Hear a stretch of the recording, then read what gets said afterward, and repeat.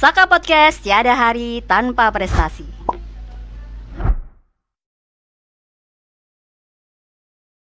Assalamualaikum warahmatullahi wabarakatuh. Halo Sobat Prestasi, kembali lagi di Saka Podcast, tiada hari tanpa prestasi. Perkenalkan, nama saya Anasfa Najma Aulia. Dan di kesempatan kali ini kita akan ngobrol seru bareng salah satu alumni inspiratif dari program Double Track Tata Boga. Dulu dia belajar, sekarang jadi tutor. Gimana sih rasanya berpindah peran dari murid jadi panutan? Yuk kita kupas perjalanan seru, suka duka, dan semangat berbagi ilmunya di dunia boga. Langsung aja, ini dia narasumber kita hari ini. Halo Kak, gimana kabarnya? Boleh perkenalan dulu nggak Kak? Hai, saya Dwi Fauzi Subagio, alumni dari SMA Negeri 1 Kandangan dan alumni DT Tata Boga tahun 2024-2025. Di sini saya akan menjadi narasumber dari podcast DT SMA Negeri 1 Kandangan bidang Tata Boga. Nah, dulu kan kakak belajar, kini menjadi tutor sebaya.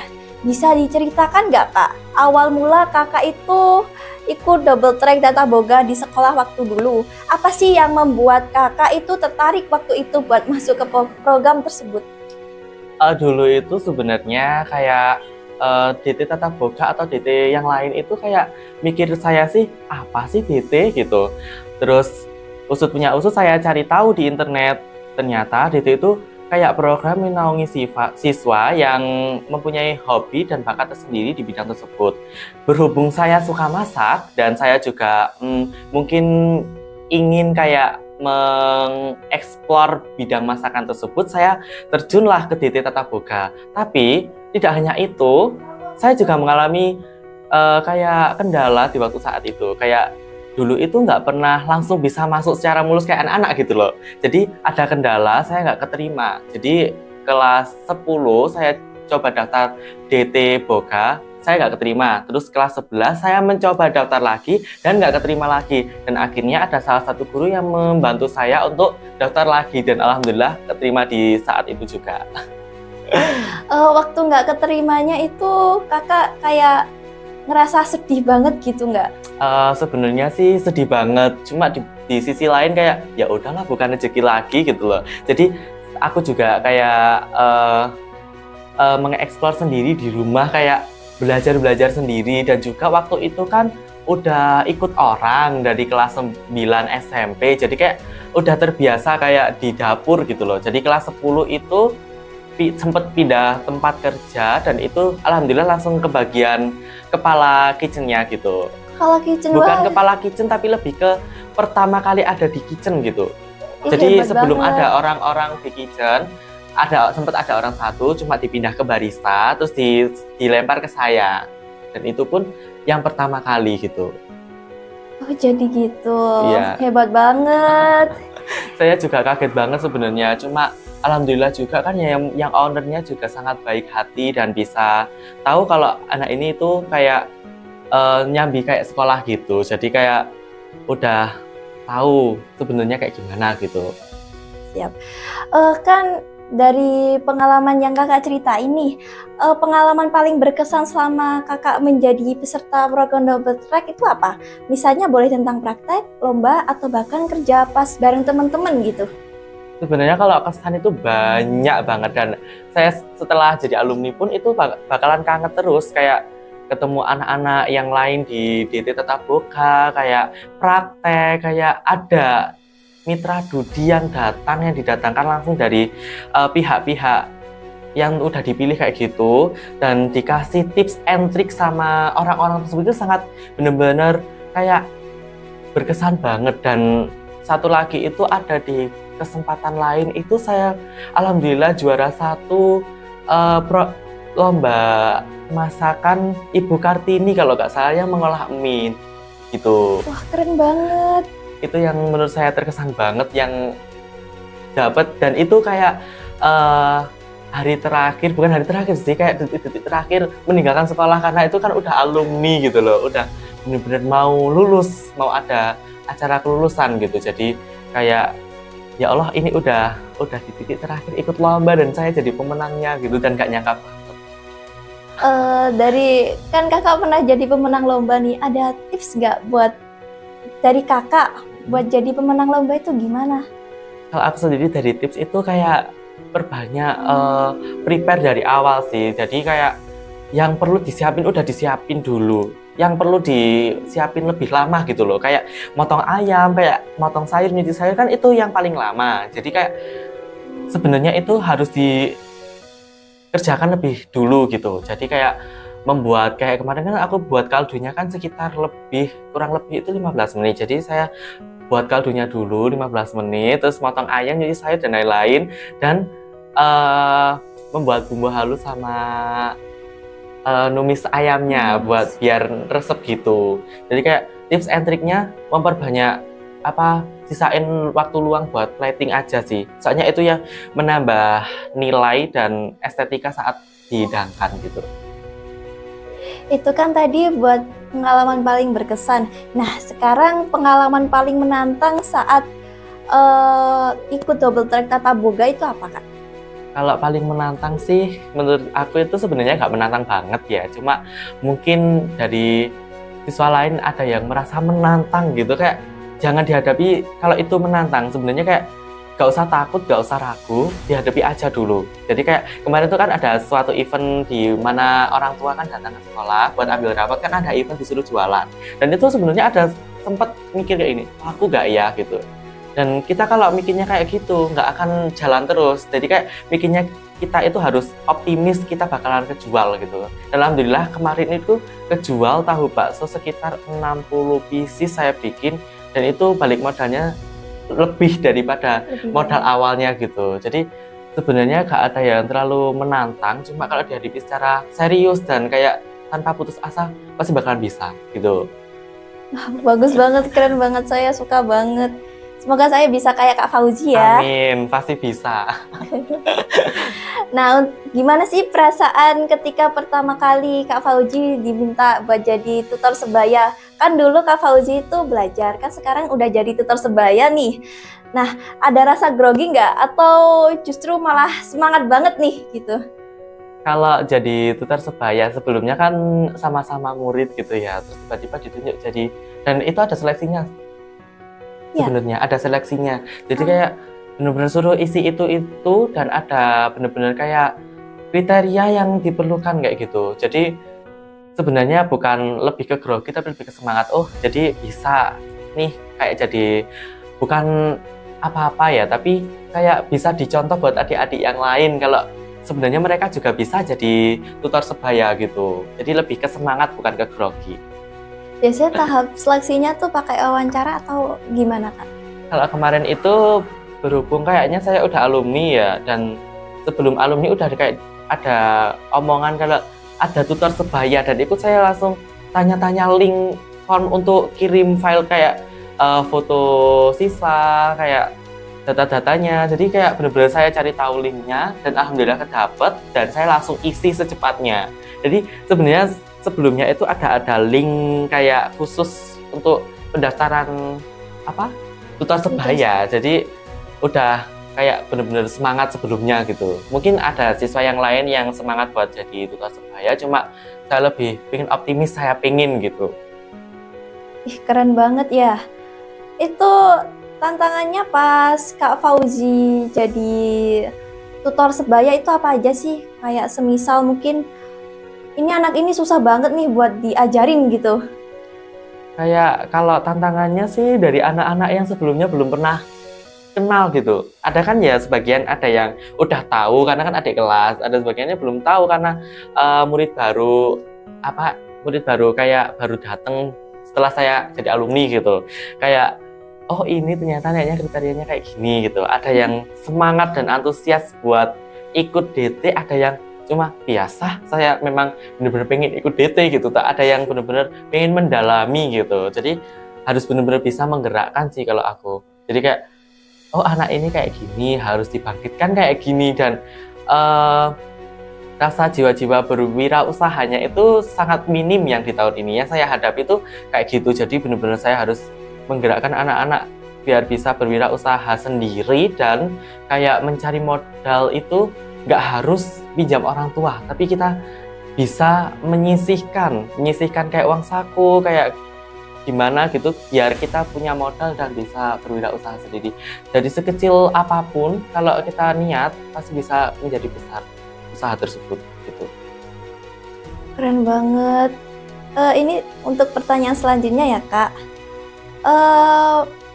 Menurut Kakak itu persiapan apa saja sih yang biasa Kakak lakukan nih untuk mengajar adik-adik, atau yang akan Kakak lakukan sebelum persiapan gitu loh Kak, buat mengajar adik kelas gitu? Kalau persiapan sih yang pastinya kan kayak materi yang sebelumnya akan aku siapkan buat materinya besok gitu. Jadi kayak yang aku hadapi kayak kadang, oh besok bikin ini gitu, kayak udah tak siapkan dulu resepnya, udah saya set dulu, jadi nanti anak-anak bisa paham, oh ini yang diperlukan. Jadi pas waktu hari H itu, hari H pertemuan, anak-anak tinggal tanya, ini stepnya kayak gimana. Meskipun ada stepnya di situ kan, kadang-kadang anak-anak kan juga nggak tahu, adik-adik juga nggak tahu kayak stepnya ini yang didulukan yang mana. Sedangkan di buku resep saya kan udah ada step-stepnya yang didulukan itu yang mana. Tapi kadang ada yang nggak ngeh atau kurang baca mungkin ya, kurang literasinya, jadi kayak tanya lagi. Kayak kemarin itu ada sempat anak yang bingung, kayak ini sebenarnya putih telurnya aja atau sama kuning telurnya gitu loh, white yolk aja atau egg apa sama egg yolknya juga gitu. Jadi saya tanyain lagi, kemarin dibaca nggak buku resepnya, yang resep saya kini dibaca nggak? Katanya dibaca, cuma sekilas. Nah itu yang jadi kayak bukan penyakit, jadi kayak yang jadi ciri khas adik-adik yang selalu tanya. Jadi kalau bisa itu kayak dibaca terlebih dahulu, diteliti jadi pas waktu hari H itu udah paham gitu. Mungkin yang ditanyakan ini seberapa gitu kok. Jadi ada yang udah paham banget, udah ada yang belum benar-benar belum tahu apa yang mau dimasak. Jadi secara nggak langsung Kakak nih punya cara tersendiri nih supaya adik-adik tuh paham gitu dengan apa yang Kakak ajarin gitu. Iya, pasti ada cara tersendiri buat adik-adik itu paham. Kayak saya datangi langsung adiknya apa yang dibingungkan, atau nggak gitu ada yang langsung antusias, langsung ke depan tanya gitu. Ya meskipun saya juga keliling, kayak semangat gitu anak-anak. Saya suka lihatnya kalau anak yang benar-benar antusias daripada diem malah nggak tahu apa-apa, ya kan. Jadi kayak dia nanti malah nggak paham apa, nggak dong yang apa aku bicarakan dari awal gitu loh, yang materi yang dibawakan gitu. Menurut Kakak nih, momen lucu apa saja sih yang menurut Kakak kayak paling berkesan atau tak terlupakan saat Kakak jadi tutor adik-adik kelas gitu? Saat itu sih bener-bener kayak pas itu kan bikin muffin keju. Terus ada salah satu kelompok itu yang bingung ini ngisinya kayak gimana gitu. Kalau udah ada cetakannya di situ, udah ada dibilangi ini segini ya, jangan terlalu naik, jangan terlalu ke bawah biar pas gitu dicetakan muffinnya. Itu ada yang masih bingung, cuma diisi 1 sendok, dan itu 1 sendok itu sangat dikit banget, jadi juga bisa ke atas gitu loh. Terus akhirnya saya tuh suruh tambahin lagi. Terus ada juga yang bingung, ini dikasih topping apa ya, padahal udah ada judulnya muffin keju, pasti yang bertopping keju gitu loh. Jadi kayak ya Allah, ini udah dibilang muffin keju, kenapa tanya lagi toppingnya apa gitu loh. Gak apa-apa sebenarnya, kayak atasnya dikasih topping yang lain, berhubung di situ kan udah dibilangin muffin keju, wajib pakai keju, dan saya udah bilangin ini pakai keju ya, saya nanti udah disamakan keju semua gitu. Sebenarnya udah ada kreasi yang lain, itu cuma mungkin di kesempatan lain lagi gitu untuk membuat kayak gitu. Terus ada lagi saat waktu manggang itu kayak ovennya kan masih pakai tanggering tapi yang besar, yang kapasitasnya besar, itu nyoba dinyalakan, itu banyak yang belum bisa juga gitu. Jadi kayak momen lucu banget itu kayak di saat kayak gitu kayak. Terus pas waktu naruh kuenya gitu, ada yang agak sedikit gosong dikit, mungkin kelamaan atau nggak dilihat gitu ya kan, lupa gak dikasih timer dari kelompoknya masing-masing. Jadi kayak lupa ini udah matang apa udah terlalu matang, jadi ada yang agak terlalu brown dikit, tapi nggak gosong, brown dikit. Jadi kayak ada coklat, sebagian ada yang kecoklatan, ada sebagian yang masih pas gitu, jadi separuhan gitu. Nanti ada tunjukin fotonya kok kalau adik mau tahu. Oke, siap. Nanti saya mau tahu banget gitu. Iya. Nah, kalau pas momen lucu tadi itu kakak itu ngerasanya kayak greget banget atau kayak cuma kayak oh ya udah namanya juga masih belajar gitu atau gimana? Kalau aku nangkepnya ada yang greget banget ya, kayak yang tadi tak bilangin, kayak 1 sendok itu cuma segitu udah dibilangi kayak peres, tapi jangan terlalu atas gitu loh. Peresnya jadi ada garisnya, udah tak kasih kodenya kan di setiap cetakannya. Ini ya kodenya ada di sini, ada takerannya gitu loh. Terus ada yang cuma diisi satu saja, itu kayak greget banget, tapi di sisi lain kayak ya udah memang masih belajar, belum selihai yang lainnya gitu loh. Selihai kan ada yang udah pengalaman banget bikin roti, jadi udah tahu gitu loh. Terus kayak ya udah, yang belum tahu juga dibilangin gitu loh, nggak harus dimarahin gitu, nggak dibilangin, lebih tepatnya dibilangin. Jadi Kak Fauzi lebih memilih maklumi daripada greget sendiri terus memarahin gitu ya Kak? Iya benar, jadi lebih ke arah maklumin, soalnya kan juga sama-sama masih belajar, saya juga masih belajar, nggak langsung terjun ke dunia seperti itu juga kan dulu gitu loh. Nah, sebagai alumni, apa harapan terbesar kakak untuk adik-adik kelas yang sekarang mengikuti program Double Track Tatap Muka di sini?